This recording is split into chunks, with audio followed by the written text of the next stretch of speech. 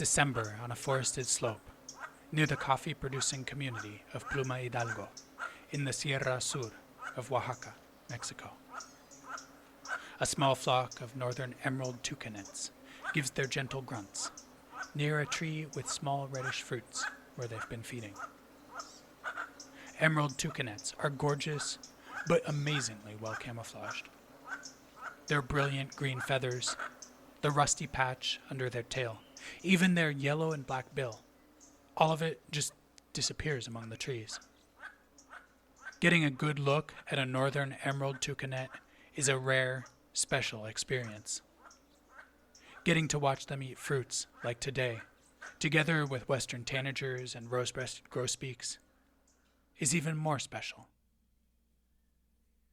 But when we stop to visit a friend in Pluma Hidalgo in March, and he shows us a northern emerald toucanet, it is bad news of the worst kind. The toucanet is recently dead. Its multi-hued feathers soft and motionless. There is no sign of poor health. We don't know what has killed it, why it has turned up dead at his house. But my prime suspect is a window reflection. This is an international issue, wherever birds and windows are found, and this month, it's time to talk about it. I first learned about this problem while living in Montana, USA. But wherever windows kill birds, the solutions are the same. Most importantly, this is something we can easily solve, and that will make a big difference for the birds. Let's jump in. Welcome to Wild with Nature. I'm Shane Sater. This story, which I share here for July 2026, is called Collision Course: Window Strikes, Dead Birds, and What to Do About it. If you'd like to read the written version of this story, illustrated with my photos from the field as you listen, you can find it on my website, wildwithnature.com. And just a quick reminder that both in written form on my website and in recorded podcast form, wherever it is that you find your podcasts, I make these stories available in English and in Spanish. If you're bilingual, know someone else who is, or just want to check out another language, feel free to take a look or listen at both versions. And now, let's continue with the story.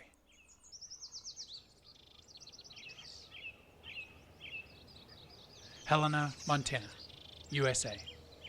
May spring migration.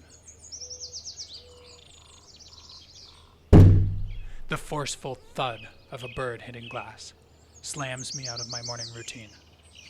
Not again, I think. I run outside, hoping I've imagined it. The veery lies crumpled on the sidewalk in a soft brown heap. Its black eyes still glisten with life as I gently pick it up and cradle it in my hands. But the bird is listless, stunned, and perhaps concussed, its toes barely grasping as I set it down gently away from the window. 20 minutes later, the veery is gone. Perhaps the window simply stunned it and the bird flew off. But I know from a biologist friend of mine, Hillary Turner, that far more birds die from window strikes than just the ones we see. Indeed, a study published in 2024 by R. Kornreich and others analyzed wildlife rehabilitation records for more than 3,000 birds of 152 species injured in building collisions. These are the birds that someone found alive after a collision. Birds which gave signs of hope. The lucky ones, it would seem, that survived the initial impact. Someone took them to a wildlife rehab center. They were given veterinary treatment. Even so, the study shows, more than half of them later died. Window strikes are a big problem. In the United States, Studies rank them second only to domestic cats as the leading cause of bird deaths directly caused by humans. Deaths caused indirectly by habitat loss are thought to be extremely important as well, but this source of mortality is very difficult to measure. The numbers of window strikes are eerie and beyond easy comprehension, and the estimates keep climbing. A 2014 analysis by Scott Loss and others gave a median estimate of 599 million dead birds per year from building collisions in the U.S. Almost half of these, roughly 263 million birds, are from houses between 1 and 3 stories tall. Multi-story apartment buildings, offices, and skyscrapers cause the rest. And for U.S. houses to kill 263 million birds per year, all it takes is an average of 2.1 bird deaths per house per year, which is basically nothing. More recently, the 2024 rehab study has pushed these estimates much higher. Previous studies had assumed that birds that flew off always survived. Now we know that's simply not the case. Researchers now estimate that window strikes kill more than 1 billion birds per year, and that's just in the United States. A few dead birds around a house each year could easily go unnoticed, especially since predators and scavengers, like cats and raccoons, may remove carcasses before people find them. But for Helena, Montana birder Stephen Turner, Hillary's father, the problem got so bad that it became impossible to ignore. In 2021, he moved into a new house a few miles south of Helena in a mature ponderosa pine forest. Its large windows reflected the surrounding woods, creating what he quickly learned was a death trap for local birds. We were going through 3 to 5 pine siskins a week, he told me.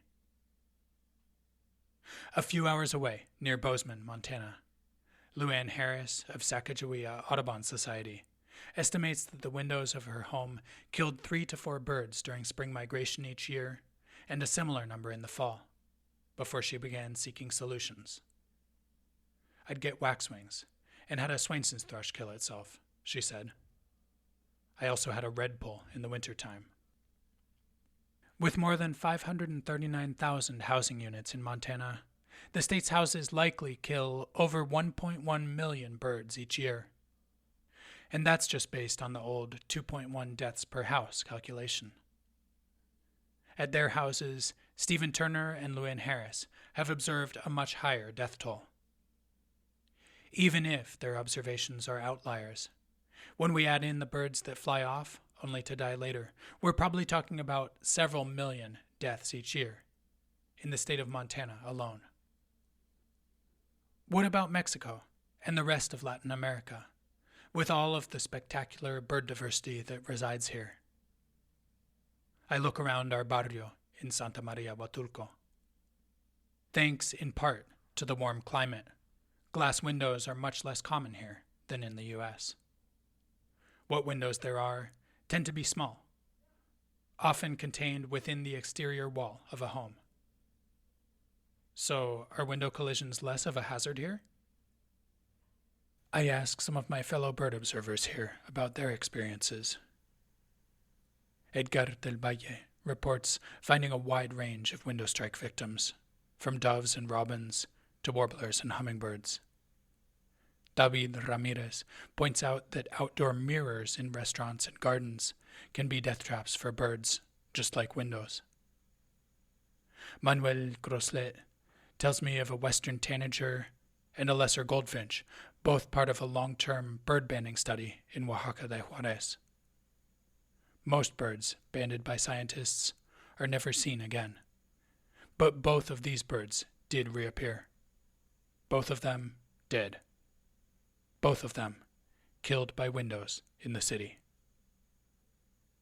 Published studies of window collisions in Latin America remain few, far between, and local. In Mexico, We don't have any overall estimate of how many birds might be dying each year from these crashes. However, the research that does exist documents that windows kill birds in a wide range of settings. On university campuses, outside government offices, near businesses and homes. They kill birds, big and small, migratory species, and year-round residents alike. Ruby-throated hummingbirds, white-winged doves, Swainson's thrushes and clay-colored thrushes, yellow-bellied sapsuckers and happy wrens, blue buntings and scrub euphonias, clay-colored sparrows and indigo buntings, yellow-headed Amazons, and cedar waxwings. I think about the rapid gentrification and tourist development that's happening in many areas, including Huatulco. Surely these changes must be making this problem worse? The good news is that many of these deaths are preventable, wherever in the world they happen. As research sheds light on window collisions as a major problem for birds, concerned individuals and organizations are developing ways to make windows more bird-friendly.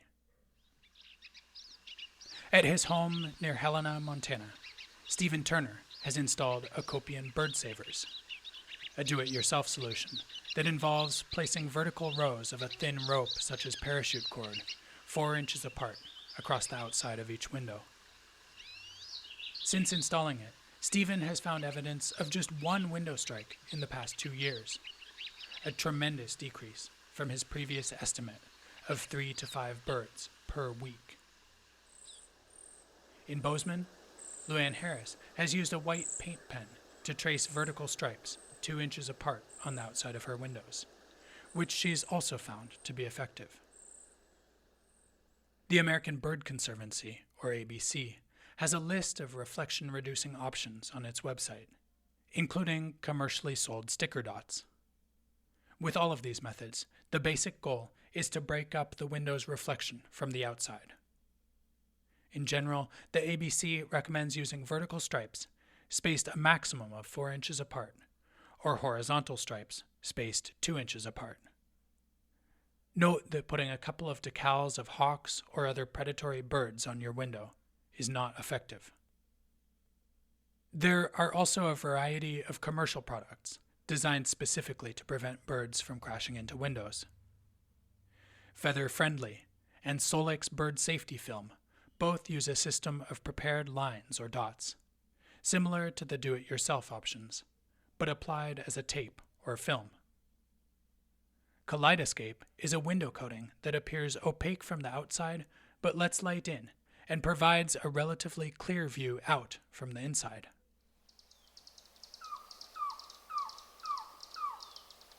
In Hermenegildo Galeana State Park, in the state of Mexico, Manuel Groslet helped install feather-friendly dots on the windows of the visitors center.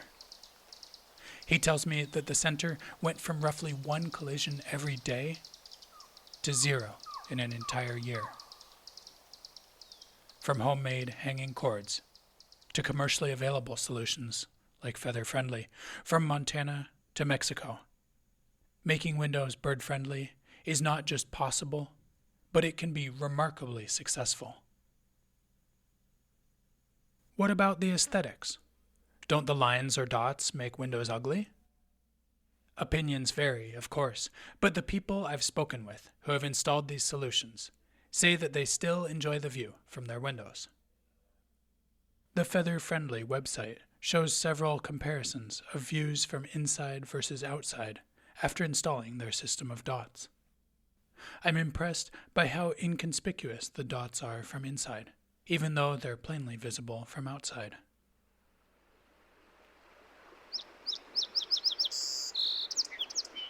Ruth Swenson has installed Acopian BirdSavers on her Helena home, repurposing beaded bamboo curtains for the job. Actually, I don't even notice them. They sort of blend in, she reports. I've had several friends who, when they see them, have commented on how much they like them.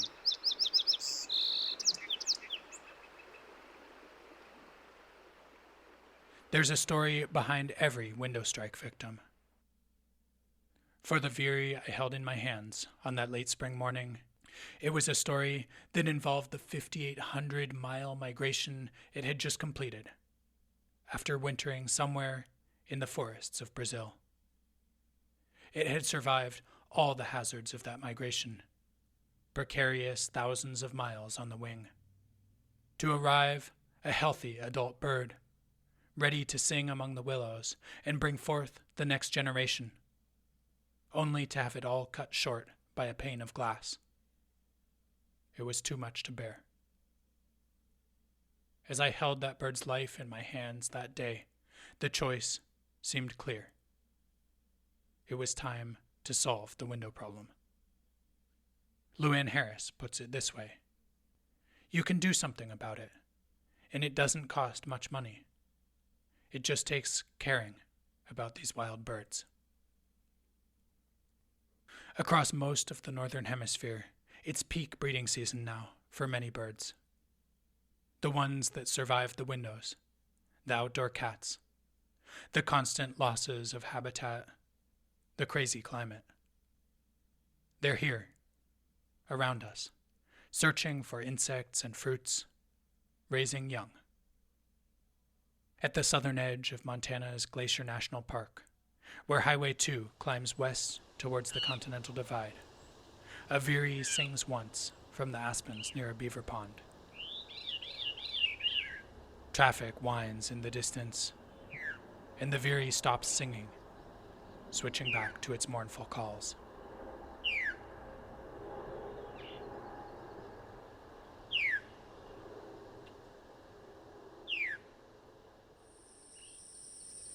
It rained lightly last night in the lush forest at the edge of Oaxaca's Sierra Sur. The air is humid. A pair of northern emerald toucanets is grunting in the distance. Towards the coast, the sky is the brooding purple-gray of an approaching summer storm. The toucanets stop calling. It's starting to drizzle again, raindrops pattering gently down through the canopy.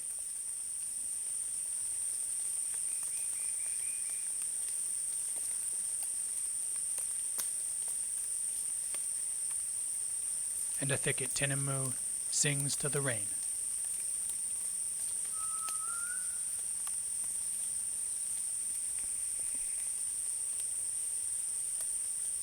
In the distance, below, is Santa Maria Huatulco.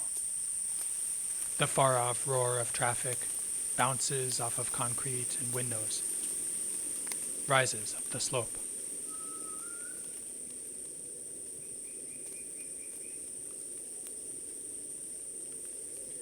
The windows say nothing, but they're waiting. A silent death trap for healthy birds, an untimely end to so many possible futures. But it doesn't have to be this way. We can cover the windows with Acopian BirdSavers, beaded bamboo hangings, polka dots, or white paint pen lines. With your help and mine, maybe there will be veeries and northern emerald toucanets again next year in these places, and the year after that.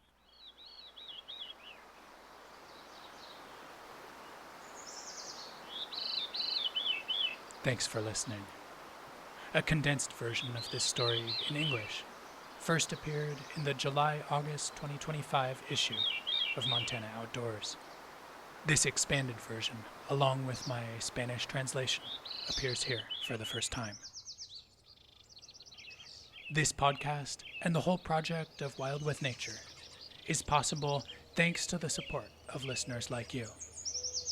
This support includes all of you who simply share my podcast with your families, friends, and communities, or leave me a rating in Spotify or whatever platform you use for podcasts.